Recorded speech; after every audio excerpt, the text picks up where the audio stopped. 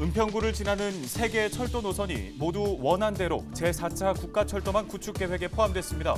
세 개의 철도 노선은 신분당선 서북부 연장선, 고양 은평선, 경부 고속선입니다. 오세훈 시장 취임 후 처음 열린 서울시 의회 시정질문에서는 보호 종료 아동의 자립 문제가 쟁점이 됐습니다. 이병도 의원은 헬로티비 뉴스 보도 영상을 보여주며 보호 종료 아동의 자립 지원을 위한 정책 마련을 촉구했습니다. 민선 7기 3주년, 우리 지역 단체장에게 지역 현안에 대한 입장과 당면 과제를 들어보고 있습니다. 김수영 양천구청장은 남은 임기 동안 신정 차량기지 이전 등 지역 주민 수건 사업 해결에 매진하겠다고 밝혔습니다.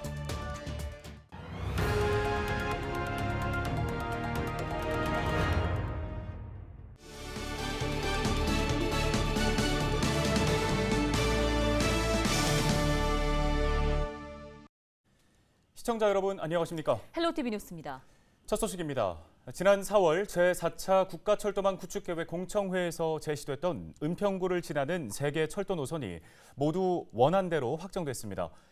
확정된 철도 노선은 신분당선 서북부 연장선, 고양 은평선, 경부 고속선인데요. 신분당선 서북부 연장선은 용산에서 은평을 거쳐 고양 삼송까지의 구간이고 고양 은평선은 고양시청과 은평 세전역으로 갑니다. 은평구는 고양 은평선의 세전역과 향동역 사이에 신사고개역을 신설하기 위해 관계기관과 협의하고 있으며 경부고속선 수색에서 광명노선 수색 DMC역은 대륙철도를 연계하는 유라시아철도의 가칭 서울 북부역으로 지정해 교통물류의 중심지로 육성한다는 계획이라고 밝혔습니다. 헬로티비 뉴스에서는 지난달 기획보도를 통해 보호 종료 아동의 안타까운 현실을 들여다보고 이들을 위해 지역사회가 어떤 역할을 해야 할지 고민해봤습니다. 네, 저희 보도 이후에 오세훈 시장 취임 이후 처음으로 진행된 서울시 의회 시정질문에서 이와 관련한 문제가 쟁점이 됐습니다. 손성혜 기자가 정리했습니다. 시정질문에 나선 이병도 의원은 헬로티비 뉴스를 통해 보도된 보호종료 아동 관련 리포트를 보여주며 보호종료 아동 자립지원 정책의 문제점을 지적했습니다. 이 의원은 근황조차 알 수 없는 보호종료 아동이 24%에 달한다며 이들이 안정적으로 사회에 진입할 수 있도록 서울시가 다양한 정책을 마련해야 한다고 말했습니다. 이 자리에서 이병도 의원은 보호종료 아동의 자립을 체계적으로 지원할 담당 센터 설치도 함께 요청했습니다. 워낙 이제 그 아이들마다 좀 성향이 다르고 또 준비하는 것들도 다르고 또 처한 상황이나 환경도 다르고 그렇기 때문에 좀 더 맞춤형이고 실질적인 교육이 좀 필요할 것 같고요. 뭐 같이 이제 통합 자립 지원 센터라고 좀 말씀드리겠습니다. 이렇게 아이들이 자립 지원을 할 수 있도록 이런 것들 컨트롤 타워 역할을 하면서 오세훈 시장은 센터를 만들거나 자립 지원 전담 요원을 늘리는 것은 좀 더 심도 있는 연구가 필요하다고 답했습니다. 그러면서 보호종료 아동에 대한 주거 지원을 위해 재원 투입이 필요하다고 덧붙였습니다. 아까 잠깐 화면에도 나왔습니다마는 그 이후에 제가 확인을 해보니까 주거 시설이 그렇게 지금 충분한 건 아닙니다. 센터를 만든다든가 아니면 전담 요원을 늘리는 문제가 시급한 것인지 아니면은 그 비용을 우선순위를 주거를 마련하는 데 투자를 하는 것이 바람직한 것인지는 질문을 이어간 이병도 의원은 서울시는 불과 2년 전에 보호종료 아동 지원 정책 마련을 위한 연구를 진행하고 센터 건립 예산을 편성한 바 있다며 이 사안은 시장 의지에 달린 문제라고 꼬집었습니다. 실제로 이제 자립지원센터 같은 경우는요, 제가 제일 드린 게 아니라 실제로 서울시 계획들이 있었습니다. 2019년부터요. 그리고 시리가 편성되기도 했었고 또 국비까지 지원이 받았습니다. 하지만 여러 가지 상황상 그것들이 진행되지 못하고 이 정책의 내용들은 이미 충분히 나와 있고 시장님의 어떤 의지시고요.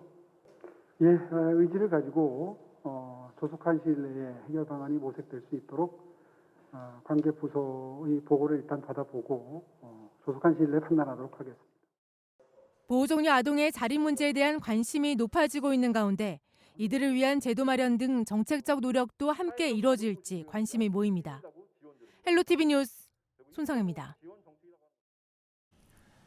LG엘로비전에서는 민선 7기 3주년을 맞아 지자체장들에게 남은 임기 당면 과제를 들어보고 있습니다. 네, 김수영 양천구청장은 목동 아파트 재건축과 국회대로 공원화 사업 등 굵직한 지역 개발 계획에 주민의 요구가 반영될 수 있도록 소통을 강화하겠다고 밝혔습니다.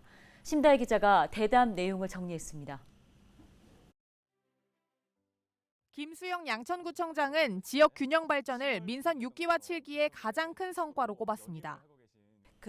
예전부터 구청장들 나오실 때마다 선거 때마다 동서간의 불균형 또 지역 균형 개발을 약속을 하셨는데 7년 동안 제가 아직까지는 좀 제 손에서 7년 동안 그 지역 불균형을 많이 해소한 그런 구청장이다 자평하고 싶습니다. 신월동과 신정동에 들어선 양천중앙도서관과 건강힐링문화관 등이 그 사례입니다. 김수영 구청장은 정부의 안전진단 기준 강화로 묶여있는 목동 재건축 문제도 풀어야 한다는 입장입니다. 여러 가지 보완 조치는 있을 수 있고요. 부동산 가격의 안정 이런 것들도 있지만 공급을 좀 확대하기 위해서 재건축도 진행이 돼야 된다고 생각을 합니다. 김 구청장은 또 서울시가 국회대로 상부 공원화 사업을 재검토해야 한다고 밝혔습니다. 주민들이 평면 공원화를 요구하기 때문입니다. 그 평면화 공사를 비용은 좀 더 들지만 먼 미래를 위해서 주민들의 또 요구이기도 하니까 그 부분을 전향적으로 좀 검토를 해주셨으면 좋겠다. 지지부진한 서부 트럭터미널 개발과 신정 차량기지 이전 문제는 풀지 못한 숙제로 남아 있습니다.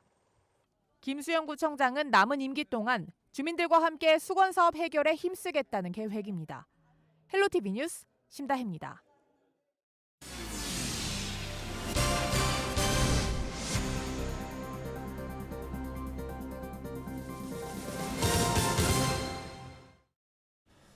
네, 이어서 은평구의 구정 운영 성과와 또 앞으로 남아있는 과제를 살펴볼 텐데요. LG엘로비전이 김미경 은평구청장과 함께 대담을 진행했습니다. 네, 김 구청장은 은평의 미래 먹거리는 문화라며 남은 1년 문화 관광도시 구축에 집중하겠다고 강조했습니다.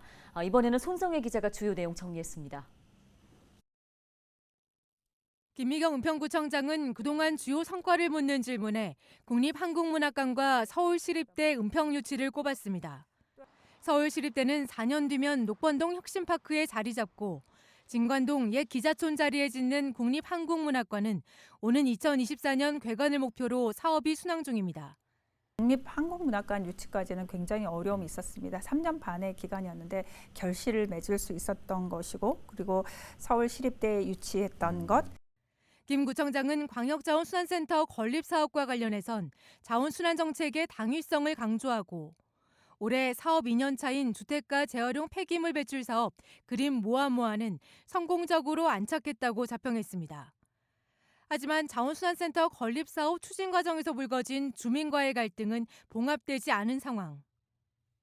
주민들이 이제 염려하는 부분도 있는데요. 건립 사업 설계 진행 과정에서 함께 참여할 주민 참여 자문단도 구성해서 운영을 하고 있기 때문에 또 홈페이지에 보면 모든 것들을 다 투명하고 공개를 해놨습니다.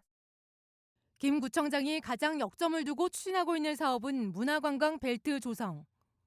불광천을 지나 북한산 한문화특구로 이어지는 구간 지역의 다양한 문화관광 콘텐츠를 경험할 수 있게 하겠다는 구상입니다. 미래 먹거리는 이제 문화라고 생각하고 있고 문화 콘텐츠를 성공적으로 조성한다고 하면 은평의 미래는 밝을 거라고 생각을 합니다.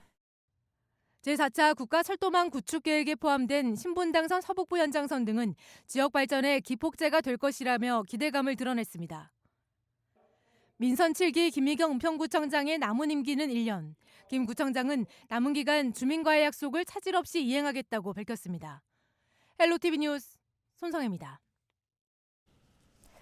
서울시가 역세권 활성화 사업을 본격적으로 확대합니다.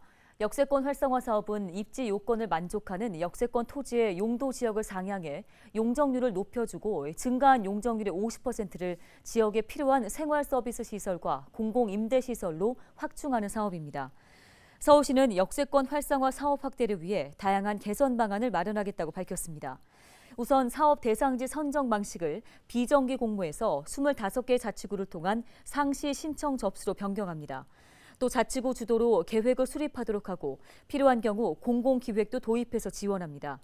아울러 청년 1인 가구 등 다양한 유형의 주거 공급을 위해 공공임대주택 면적을 전용 59제곱미터에서 최대 85제곱미터로 확대합니다. 서울시 관계자는 역세권 활성화 사업은 역세권을 중심으로 지역 생활권을 활성화하고 비강남권 상업지역 확대와 장기 전세주택을 통한 주택 공급을 실현하는 수단이 될 것으로 기대된다고 밝혔습니다. 서울시가 고액 상습 체납자에 대한 압류 차량을 온라인으로 직접 매각합니다. 서울시가 공매하는 자동차는 22대로 외제차인 아우디 A6를 비롯한 고급 세단과 RV 차량과 대형 트럭 등이 포함되어 있는데요. 자동차 공매는 오토마트 홈페이지를 통해 온라인 방식으로 진행되며 입찰 기간은 다음 달 9일부터 16일까지입니다. 서울시는 최근 3년간 240대를 매각해 6억 7,100만 원의 체납 세금을 징수했습니다.